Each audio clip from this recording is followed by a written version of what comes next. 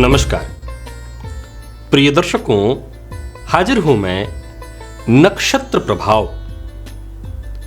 ये जो हमारी चर्चा जारी है, इस श्रृंखला में आज चर्चा बुध, गुरु और शुक्र की है। मिथुन राशि के अंतर्गत मृगशिरा, आर्द्रा और पुनर्वसु नक्षत्र में।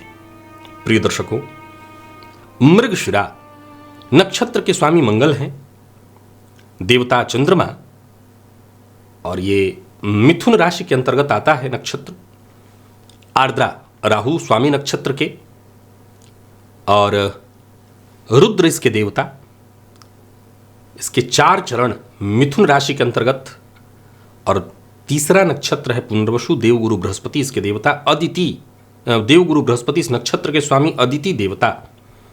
3 चरण मिथुन राशि के अंतर्गत। प्रिय दर्शकों, ये जो हमारा कार्यक्रम चल रहा है, इसमें ये बात जरूर ध्यान रखिएगा कि मैं ग्रह के जिस प्रभाव की चर्चा कर रहा हूं, अब ये चर्चा लग्न की है। अर्थात लग्न का अर्थ क्या है? आपका व्यक्तित्व। तो मैं ये जो बातें आपको बता रहा हूं, वो आपके व्यक्तित्व से जुड़ी हुई आपको बता रहा हूं। चलिए बिना विलंब किए इस चर्चा को प्रारंभ करते हैं, और आज चर्चा है बुध की।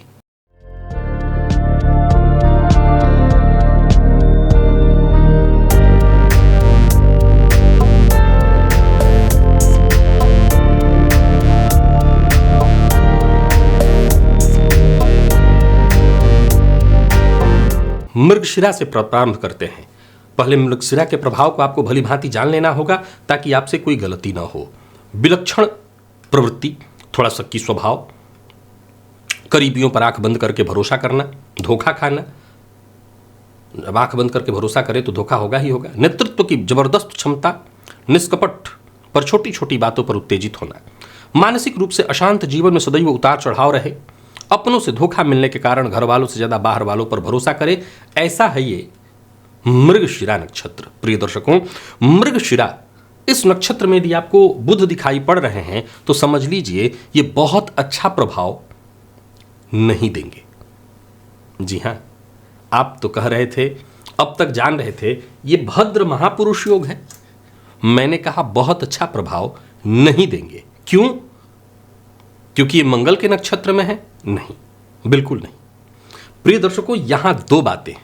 नक्षत्र के हिसाब से जब आप समझते हैं, तो चीजों को और गहराई से आप समझ सकेंगे। पहला पॉइंट तो ये है ही कि ये मंगल के नक्षत्र में है, परंतु उससे भी ज्यादा दूसरा बड़ा पॉइंट है, वो ये है कि इस पॉइंट पर अगर होंगे, कितना चरण है इसका मृगशिरा का? 2 चरण है। तो इसका सीधा सा मतलब है बुध कमजोर होंगे। तो बुध के कमजोर होने के चलते सीधी सी बात है, लग्न और लग्नेश दोनों कमजोर हो गए। जब लग्न कमजोर हुआ तो लग्न पूरी कुंडली कमजोर हुई ना, इसीलिए बहुत अच्छा प्रभाव नहीं कहेंगे। अब आते हैं इस मूल विषय की ओर। चूंकि नक्षत्र मृगशिरा है, तो मृगशिरा का प्रभाव तो होगा ही होगा, ऐसा नहीं है कि वो नहीं होगा। मैंने क्या कहा था? थोड़ा शक्की प्रवृत्ति, लेकिन विलक्षण प्रतिभा। अब बुध कौन ग्रह है? आप जानते हैं, बुध बुद्धि है। बुद्धि को यदि ऊर्जा का साथ मिल जाए, कई बार आपने ये बात जाना है ना कि हनुमान जी को छोड़ करके ये बातें हर जगह कहीं लागू नहीं होती। मैं तो कहूंगा कहीं लागू नहीं होती कि बुद्धि है तो बल भी हो, सब कुछ नहीं होता। तो उस अवस्था में ऊर्जा भी मिल जाए और क्षमता भी हो, बुद्धिमत्ता भी हो, तो विलक्षण तो हो ही जाएगा।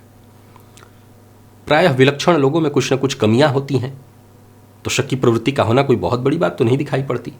बालक है तो आंखें बंद करके भरोसा कर लेगा। उसमें यह भावना कहां है कि कौन अपना कौन पराया? वो सब पर आंखें बंद करके भरोसा करता है, फलतः धोखा भी खाता है। छोटी छोटी बातों पर तुरंत उत्तेजित हो जाएगा, बच्चे का स्वभाव। लड्डू दे दो तुरंत शांत हो जाएगा, बच्चे का स्वभाव। ये प्रवृत्ति आप अपने अंदर अवश्य महसूस करेंगे अगर बुध है तब भी।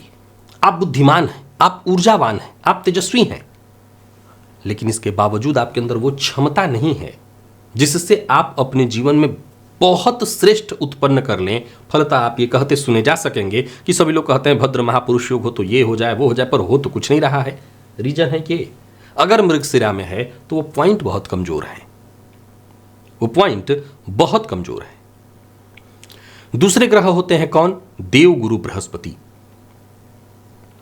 प्रिय दर्शकों, यदि देव गुरु बृहस्पति की बात करूं तो देव गुरु बृहस्पति का यहां प्रभाव आप जानते हैं, इस विषय पर हमारी चर्चा हुई है। मैं हमेशा से कहता रहा हूं कि देव गुरु बृहस्पति अगर देखें तो जिस पॉइंट पर उच्च के होते हैं वहां पर वो लगभग मृत अवस्था में ही पाए जाते हैं।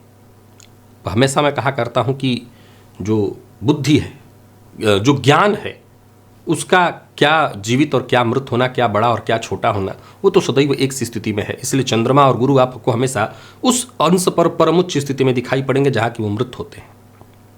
खैर, विषय यहां दूसरा है। देव गुरु की स्थिति को मृगशिरा में ठीक ठीक माना जाएगा। बहुत अच्छा तो नहीं, लेकिन ठीक ठीक प्रभाव वाला। कमोबेश आप ऐसा ही मान लीजिए कि अगर मैंने बुध के प्रभाव को बहुत श्रेष्ठ नहीं कहा है तो यहां गुरु के भी प्रभाव को बहुत श्रेष्ठ नहीं कहूंगा, मैं ठीक ठीक कहूंगा, श्रेष्ठ नहीं कहूंगा। आप पूछिए श्रेष्ठ क्यों नहीं कहेंगे, तो उसके पीछे तर्क है, और वो तर्क है, आप भी जानते हैं कि अगर केंद्रगत यहाँ गुरु हों, लग्नगत यहाँ गुरु होंगे तो उन्हें केंद्राधिपति दोष लग जाएगा, और केंद्राधिपति दोष के कारण उनका प्रभाव कहीं ना कहीं कमजोर हो जाएगा। ये जो मृगशिरा का प्रभाव व्यक्तित्व मैंने समझाया, उसमें कहीं आप भी जानते हैं कि कोई प्रश्न चिन्ह आपको नहीं लगाना, क्योंकि गुरु अगर लग्न में है तो जातक के क्या विलक्षण होने में कोई प्रश्न चिन्ह है किसी को? बुध थे तो भी नहीं था, गुरु हैं तब भी नहीं होगा, कोई प्रश्न चिन्ह है ही नहीं यहां पर। जातक बुद्धिमान होगा।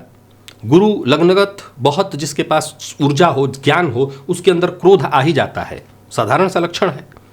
तो कुल मिलाकर के देखें तो यदि मृगशिरा नक्षत्र में देव गुरु बृहस्पति लग्नगत हैं तो उनका प्रभाव वैसा ही है। बाकी केंद्राधिपति दोष होने के चलते उनके प्रभाव में जो रिजल्ट में थोड़ी कमी आ जाएगी। बात यदि हम शुक्र की करें, शुक्र का प्रभाव यहां अत्यंत श्रेष्ठ होगा, परंतु डिग्री कमजोर है, यानी बहुत कम अंशों पर है, सो सर्वोत्तम प्रभाव नहीं होगा। जातक आकर्षक होगा, हमेशा अगर कहीं ना कहीं देखें तो उसका मन भटकता रहेगा, थोड़ा चरित्र से कमजोर भी होगा। यानी कुल मिलाकर के देखें तो भटकाव उसके मन में सदैव आप देखेंगे। देखने में बड़ा ही सुंदर, आंखें उसकी बढ़िया बड़ी बड़ी दिखाई पड़ेंगी। यानी कुल मिलाकर के देखें तो आकर्षण तो उसके अंदर जबरदस्त होगा। वैसे मैं एक बात और कहना चाहता हूं, इन तीनों ही में से कोई ग्रह यदि मृगशिरा में है, वैसे तो मैं सभी नक्षत्रों में बात सिद्ध करूंगा कि कहीं ना कहीं जातक को अगर आप देखें तो उसका व्यक्तित्व तो बड़ा ही आकर्षक होगा, इसमें कहीं कोई दो मत नहीं। इनमें से कोई भी ग्रह आपको दिखाई पड़ता है तो यह बात तय है कि जातक का व्यक्तित्व आकर्षक होगा। शुक्र है तो थोड़ा सा अंतर इतना ही है कि व्यक्तित्व केवल आकर्षक ही नहीं, वरन जातक थोड़ा खुशमिजाज भी होगा, घूमने फिरने का शौकीन, मजे में जीवन कैसे बीते इसमें उसकी दिलचस्पी, बहुत जल्दी किसी पर भरोसा करेगा और भरोसा करके धोखा भी खाएगा। आप ये बात प्रेम संबंध इत्यादि पर लागू कर दीजिएगा तो वहां उसको धोखा जीवन काल में मिलेगा ही मिलेगा। ये स्त्री और पुरुष दोनों पर लागू होगा। वहीं हम सीधे चलते हैं आर्द्रा। ये सबसे ज्यादा है, 4 चरण आर्द्रा का है।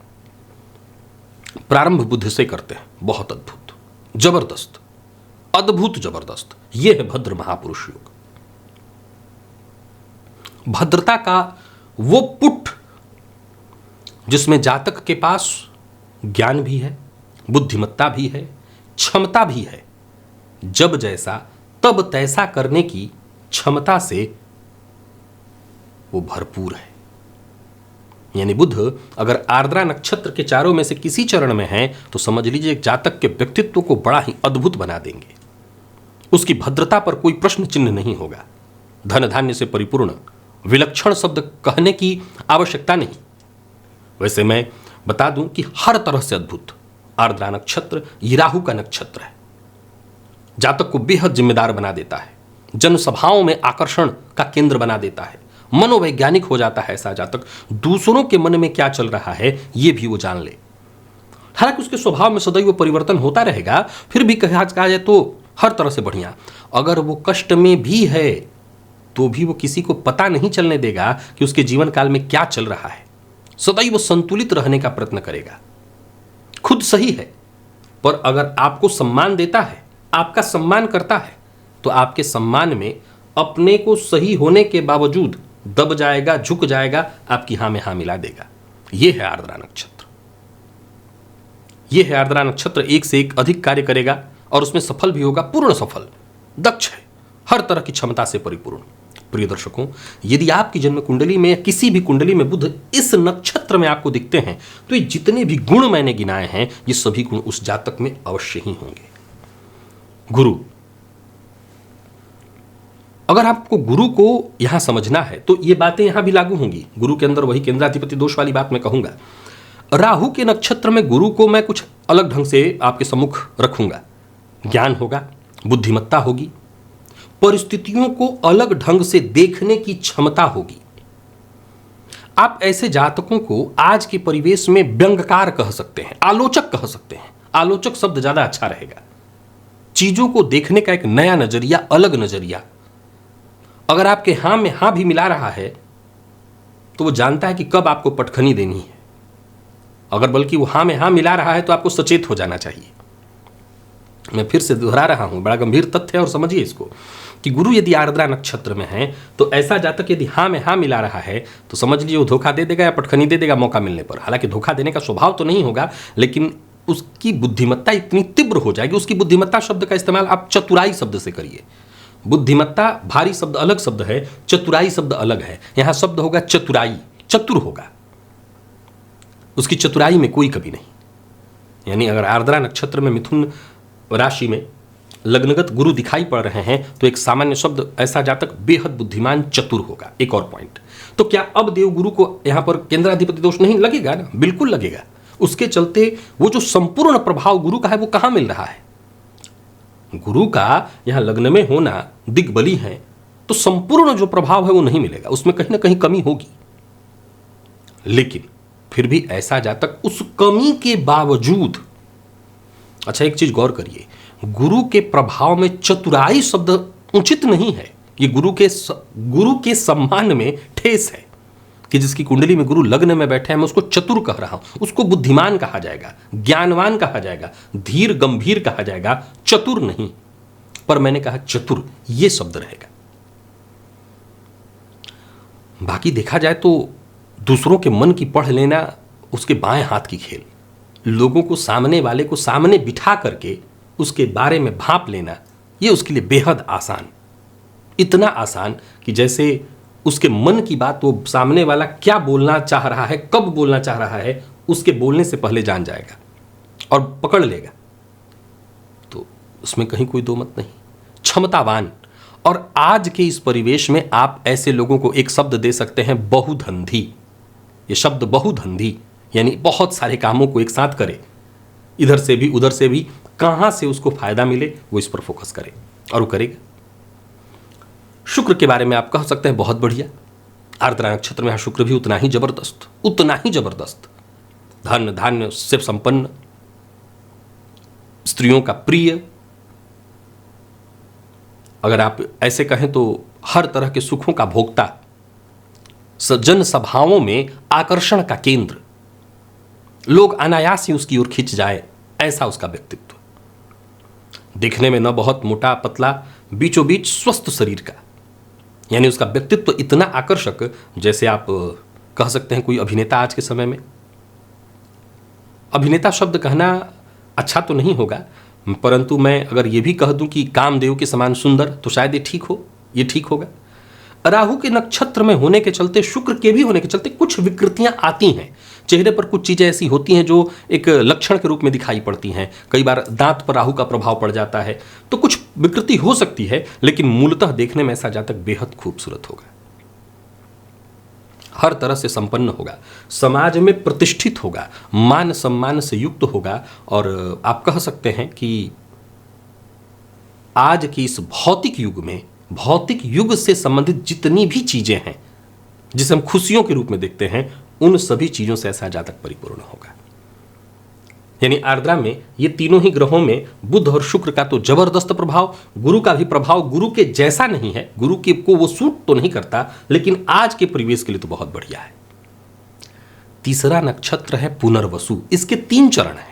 हालांकि यहां तक पहुंचते पहुंचते ग्रह अब अपने अंतिम चरण की ओर जाने लगते हैं, पर फिर भी इसका प्रभाव है परमात्मा में पूर्ण विश्वास रखने वाला, धार्मिक वृत्ति वाला, पुरातन विचारधाराओं को मान्यता देने वाला, इन्हीं में विश्वास करने वाला, गलत को सही न करना, गलत को गलत न करने देना, दूसरों को भी न करने देना, क्रोधित थोड़ा जरूर होता है पर शीघ्र प्रसन्न होता है, स्पष्टवादी, जरूरतमंदों की मदद करने वाला। तो ऐसी परिस्थिति आपको पुनर्वसु में दिखाई पड़ेगी। प्रिय दर्शकों, पुनर्वसु में यदि गुरु हैं, बुध हैं, बुध से शुरू करते हैं, तो निसंदेह ये बहुत अच्छा है, ये बहुत ही अच्छा है। ऐसा जातक उच्छृंखल नहीं होगा। बड़ा ध्यान से सुनिएगा मेरे प्रेडिक्शन को जो मैं अब समझा रहा हूं आपको। गुरु के चलते प्रभाव में बदलाव देखिए। मंगल में प्रभाव अलग था, बुध में प्रभाव अलग था, गुरु में प्रभाव यहां बिल्कुल अलग हो जाएगा। ऐसा जातक धीर गंभीर है, यही भद्र है। जो बुध मृगशिरा आर्द्रा, मृगशिरा में बहुत कम, आर्द्रा में जो उसकी भद्रता है वो भद्रता तामझाम वाली है, शानो शौकत वाली है, दिखावे वाली है। यहां जो भद्रता है वो ओरिजिनल भद्रता है। भद्र शब्द यहां इस्तेमाल किया गया है। तो कैसा शब्द इस्तेमाल हुआ है? योग क्या बनता है? भद्र महापुरुष योग। तो जब भद्र शब्द, ये शब्द ही अपने आप में बड़ा भारी है, तो किसी के लिए जब हमने आपने कहा भद्र पुरुष है, भद्र महिला है, तो ये भद्रता पुनर्वसु नक्षत्र में होने से जातक के अंदर वो भद्रता, वो ज्ञान की गहराई। तो यहां बुध हर तरह से सब कुछ देंगे, हर वो क्षमता गुरु के नक्षत्र में हर तरह से आपको बेहतर बनाएंगे। धन धान्य से वो परिपूर्ण होगा। हां, ये बात कभी मत भूलिए, ये बात सदैव ध्यान रखना चाहिए कि चीजें बदल नहीं जाती हैं पूरी तरह से। जैसे यहां नक्षत्र के प्रभाव में यदि क्रोध जल्दी आ जाने का स्वभाव है तो होगा, परंतु जैसा मैंने कहा पुरातन मान्यताओं को मत रखने वाला, मानने वाला, तो वो होगा। धार्मिक वृत्ति का होगा, धर्म से जुड़ा हुआ होगा, मेहनती होगा, सबका साथ देने वाला, सबका सहयोग करने वाला, अच्छी सोच सबके प्रति रखने वाला, ये होगा बुध। गुरु के बारे में यहां ज्यादा समझाने की आवश्यकता नहीं। केंद्राधिपति दोष यहां गुरु को तब भी लगेगा, लेकिन स्वयं के नक्षत्र में होने के चलते यहां गुरु के प्रभाव में बहुत हद तक अंतर आएगा। कारण एक और भी है, ये अंतिम स्थिति होगी पुनर्वसु और गुरु उच्च की ओर जा रहे हैं, तो उच्चाभिलाषी होने के चलते उनके प्रभाव में अंतर आएगा। जबरदस्त प्रभाव वहां पर गुरु देंगे, जातक को बुद्धिमान बनाएंगे, विवेकवान बनाएंगे, सही निर्णय करने वाला बनाएंगे। ऐसा जातक धर्म के दृष्टिकोण से देखें तो बेहद श्रेष्ठ धार्मिक होगा, और कर्म के दृष्टिकोण से देखें तो कार्मिक होगा, कर्म करने वाला होगा, समाज में उसका मान सम्मान हो। हां, उसके अंदर क्रोध की भावना जरूर होगी, लेकिन उसके क्रोध को भी लोग बहुत सरल ढंग से लेंगे, क्योंकि उसके क्रोध को भी सम्मान मिले। देखिए, आपने कुछ ऐसे लोगों को देखा होगा, आप ऐसे समझ लीजिए, धर्म गुरुओं को देख लीजिए। बहुत से ऐसे धर्म गुरु सुनने और देखने में आपको आए होंगे जो बड़े गुस्सैल रहे हैं, लेकिन उनका सम्मान समाज में वैसा ही सदैव रहा है। लोग सदैव उनके चरणों में वैसे ही नतमस्तक रहे हैं। ये पूजा उनकी साधना का था। उनके क्रोध को लोगों ने सदैव सिर माथे पर लिया।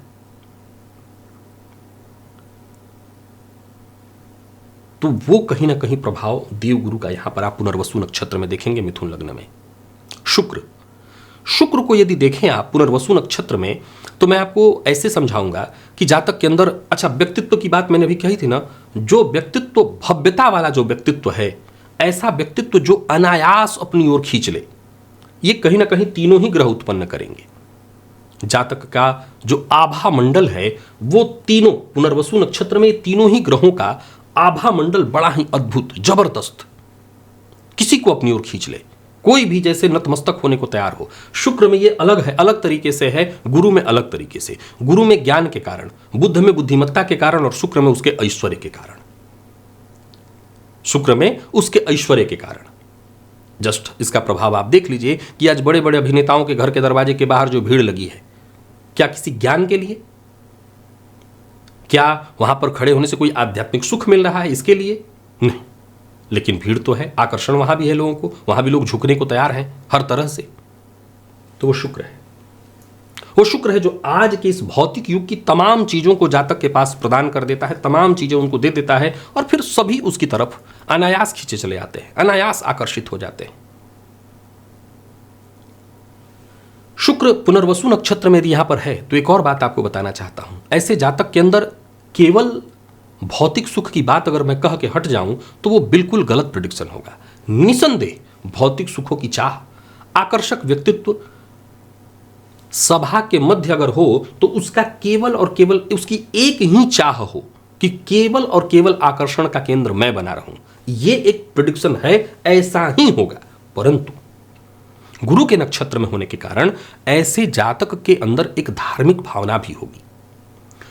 ऐसा नहीं है कि केवल दिखावे के लिए, ऐसा जातक स्वतः से भी साधना आराधना में दिलचस्पी लेगा, धर्म के कृत्यों से जुड़ने का प्रयत्न करेगा, और बल्कि मैं तो यह भी कहूंगा धर्म करेगा। वो धर्म करेगा, धर्म करने में उसकी रुचि होगी, धार्मिक विचारधारा वाला होगा। प्रिय दर्शकों, पुनः आज आपने इन 3 नक्षत्रों में मृगशिरा, आर्द्रा और पुनर्वसु, इन 3 नक्षत्रों में बुध, गुरु और शुक्र के प्रभाव को भली भांति समझा। कल किसी दर्शक का कमेंट मैं पढ़ रहा था, उनका यह मानना था कि और ज्यादा प्रेडिक्शन लंबा चौड़ा बढ़ा करके करिए। मैं फिर वही बात दोहराना चाहता हूं। अगर केवल आप मेरे दर्शक हैं और केवल अपनी कुंडली के लिए प्रेडिक्शन सुनना चाहते हैं तो मैं मानता हूं आपकी बात को, मुझे और थोड़ा बढ़ा करके प्रेडिक्शन देना चाहिए। लेकिन अगर आप मेरे ज्योतिष के पुराने दर्शक नहीं हैं तो बन जाइए और थोड़ा सा इन विषयों को देखिए। मेरी जो हमेशा से चाह है बस वो इतनी ही है कि ज्योतिष आपको इतनी सरल लगे कि जरूरी नहीं है कि मैं ही प्रेडिक्ट करूं तो आप उसको सुनिए, आप खुद से भी उसे समझने का प्रयत्न करिए, वो आपको आ जाएगा। बस आप थोड़ा सा देखिए इन कार्यक्रमों को, थोड़ा सा समय दीजिए, आप अपना समय रूपी मूल्य दीजिए मुझे। आप बाकी की चीजों को जो YouTube पर देखते हैं, अपना समय गंवाते हैं, उस जगह थोड़ा सा ज्योतिष के कार्यक्रम को देखिए। आपके लिए ज्योतिष निसंदेह सहज और सरल हो जाएगा। आज के लिए बस इतना ही, इजाजत दीजिए। अब बाकी के 3 और ग्रह बचे, शनि, राहु और केतु, वो इन 3 नक्षत्रों में कैसा प्रभाव करेंगे, उनमें कौन सी विशेषता आएगी, उनमें कौन सी कमियां आएंगी, कल इसकी चर्चा होगी। आज के लिए बस इतना ही, इजाजत दीजिए। पुनः मुलाकात होगी, तब तक के लिए नमस्कार।